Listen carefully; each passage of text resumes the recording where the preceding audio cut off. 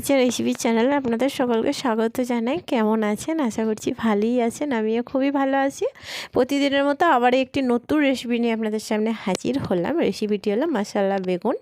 মশলা বেগুন খেতে দারুণ লাগে, রুটি পরোটার সাথে, ভাতের সাথেও খেতে পারেন, কোনো অসুবিধা নেই। কথা না বাড়িয়ে চলুন ঝটপট একটু দেখে নিই মশলা বেগুন বানাতে আমাদের কি কি উপকরণ লাগছে।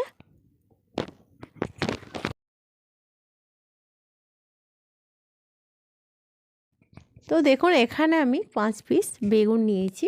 তো বেগুনের সাইজটি খুবই ছোট, আপনারা যথেষ্ট চেষ্টা করবেন ছোট নেওয়ার। তো এইভাবে চেরা লাগিয়ে নিয়েছি, দেখতেই পাচ্ছেন। 500 গ্রাম বেগুন আছে।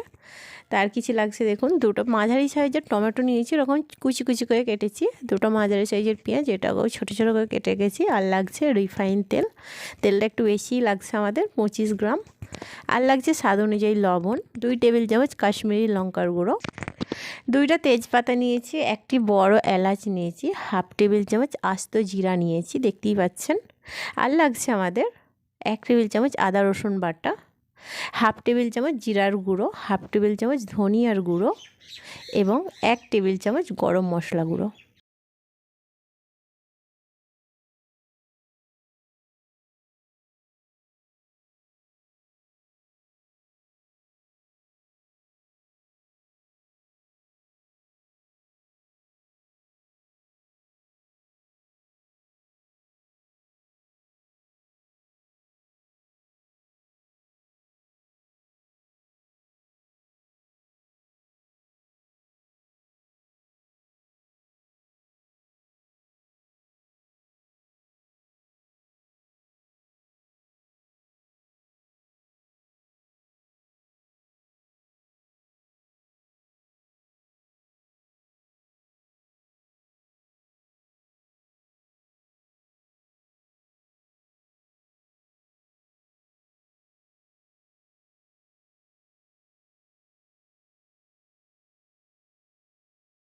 এইবার আমি বেগুন ভাজার তেলের মধ্যে ফার্স্ট বড় এলাচ, তেজপাতা, আস্ত জিরা দিয়ে ভালোভাবে একটু ফ্রাই করে খুব সুন্দর স্মেল আসলে এর মধ্যে কুচি করে রাখা পেঁয়াজটি দেব।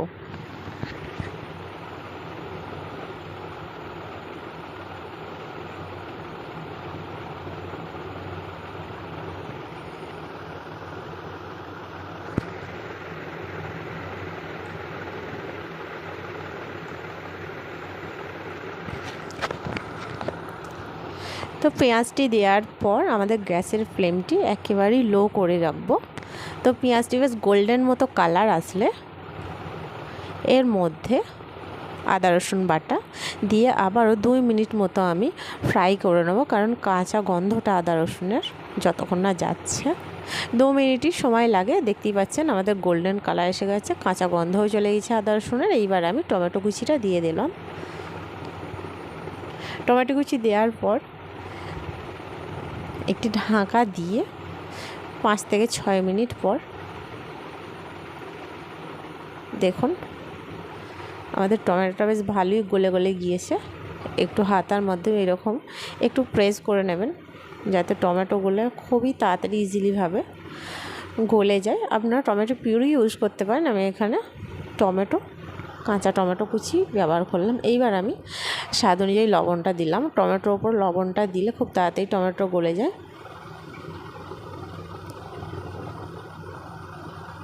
তো চলুন এইবার ধীরে ধীরে সমস্ত মশলাগুলো দিয়ে দিই। গরম মশলার গুঁড়ো, ধনিয়ার গুঁড়ো, কাশ্মীরি লঙ্কার গুঁড়ো এবং জিরার গুঁড়ো। এইবার আমি পেঁয়াজ টমেটোর সাথে সমস্ত মশলাটা কষিয়ে নেব 7 থেকে 8 মিনিট মতো।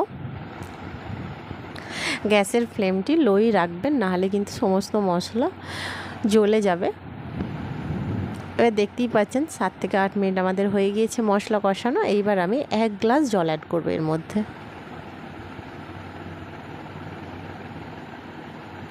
তো চলুন আবারও আমি হাতার মাধ্যমে ভালোভাবে নেড়ে চেড়ে এটাকে একটা ঢাকা দিয়ে বন্ধ করে রাখবো।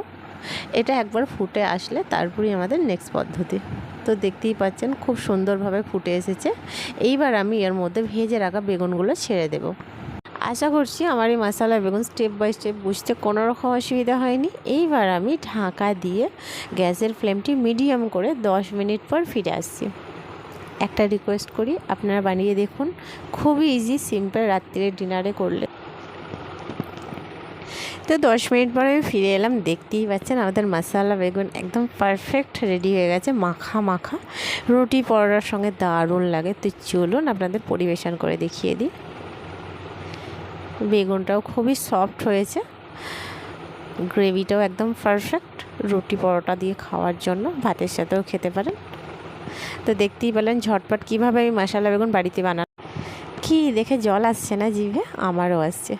ঝটপট বানিয়ে ফেলুন বাড়িতে, আর জিভে জল আসতে হবে না, খেয়েও ফেলবেন, দারুণ লাগে রুটি পরোটার সাথে। আমাদের রেসিপিটি কেমন হলো অবশ্যই কমেন্ট বক্সে জানাবেন। ভালো লাগলে একটি লাইক করবেন, শেয়ার করবেন।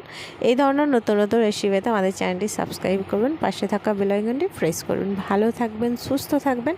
নেক্সট রেসিপিতে দেখা হচ্ছে।